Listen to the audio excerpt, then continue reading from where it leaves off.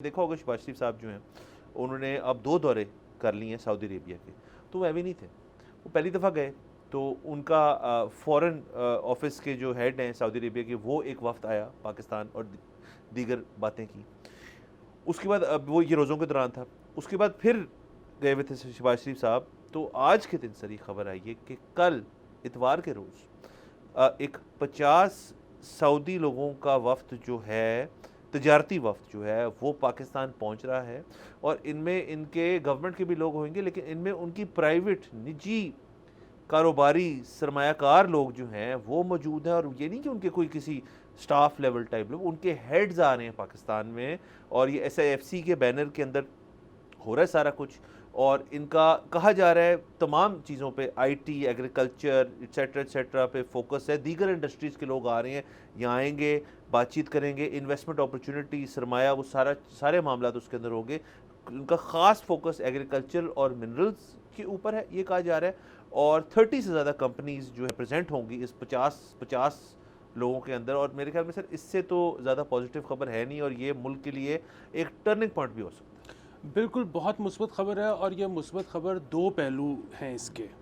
पहला पहलू तो बहुत जो ऑब्वियस है कि वो आ रहे हैं, वो इन्वेस्ट करने लगे हैं। अच्छा, अब वो जो एक इन्वेस्टमेंट है ना, वो तो पहलू इम्पॉर्टेंट है ही। जो उससे ज़्यादा इम्पॉर्टेंट पहलू है वो ये है कि जब ज़्यादा लोग इन्वेस्ट करेंगे ना, तो ज़्यादा कंपनीज़, वो भी फ़ॉरेन, जब वो इन्वेस्ट करेंगी तो फिर उनकी एक से होगी। जब उनकी एक से होगी तो हम सीखेंगे कि कैसे आपने मल्टीनेशनल से, कैसे आपने बाहर से आए हुए इन्वेस्टर्स से डील करना है। सो इसकी बुनियादी मिसाल ये है कि जब से पाकिस्तान बना है यहाँ पे बहुत एड आई है, बहुत लोन्स मिले हैं, लेकिन फॉरेन डायरेक्ट इन्वेस्टमेंट ज़्यादा नहीं हुई। और यहाँ पर आप ये देखें कि हमने जब अभी करना था, PIA को भी प्राइवेटाइज़ करना था, तो अब तो ज़ाहिर है यही हम सुन रहे हैं कि लोकल ही कुछ लोग हैं या कुछ कंपनीज हैं जो इंटरेस्ट शो कर रही हैं। बट अदरवाइज़ हम तो ये चाहते थे कि कोई बाहर की कंपनी होती। अच्छा, अब अगर बाहर की कंपनी होती या आज भी अगर हो जाए, ज़ाहिर है वी आर ओपन, तो उसमें ये है कि हमारे जो सिविल एविएशन का इदारा है, हमारी जितनी एयरलाइंस हैं PIA के अलावा भी, जो लोकल एयरलाइंस हैं, कितनी एयरलाइंस हैं जो कि सिविल एविएशन की जो कवायद और पाबंदियाँ हैं उनसे खुश हैं। ठीक है, यानी कि वहाँ पर भी कुछ काम होने वाला है। अगेन, जब लोकली उस पर असरअंदाज होने की कोशिश करते हैं, प्रेशराइज करने की कोशिश करते हैं, उनकी से एक ख़ास हद से ज़्यादा नहीं होती। यही जब FDI के थ्रू बाहर से लोग आए हुए हैं तो उनकी से ज़्यादा होगी। मतलब ये पूरा जो आपने SIFC बनाया है, इस SIFC बनाने का मकसद ही क्या है? वो मकसद ही ये है कि जी इस मुल्क में हमारे जब भी ब्यूरोक्रेट्स, जनरल्स और जो करता धरता है इस मुल्क के, वो जब मुल्क से बाहर जाते थे तो उनको बताया जाता था कि जी पाकिस्तान एक बहुत बड़ी मार्केट है, 24 करोड़ की मार्केट है, we want to invest in Pakistan. Problem ये है कि रेड टेपिज्म इतना ज़्यादा है कि हम अपने पैसे तो लेके आ जाएं, पर यहाँ पे कौन अप्रूवल्स लेता फिरेगा क्लाइमेट डिपार्टमेंट की, कौन अप्रूवल्स लेता पड़ेगा फलाने डिपार्टमेंट की।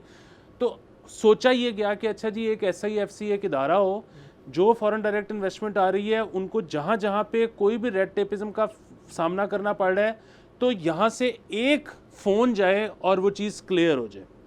अच्छा, इसी तरह ये जब कंपनीज एक एक दो दो करके अगर जिस तरह आती रही हैं बतदरीज, तो उसमें हमने देखा है, अभी हम नाम नहीं लेते, नेशनल टेलीविज़न पर बैठे हैं, लेकिन एक कंपनी जो कि टेलीकॉम इंडस्ट्री से जिसका ताल्लुक था वो मुल्क छोड़ के गई। उन्होंने कहा जी कि हमें यहाँ पे बड़ा मसला था, जब हम प्रॉफिट अपना लेके बाहर जाने की कोशिश करते थे तो हमें रोक दिया जाता था, या हमें इसके अलावा भी बहुत सारे मसाइल थे।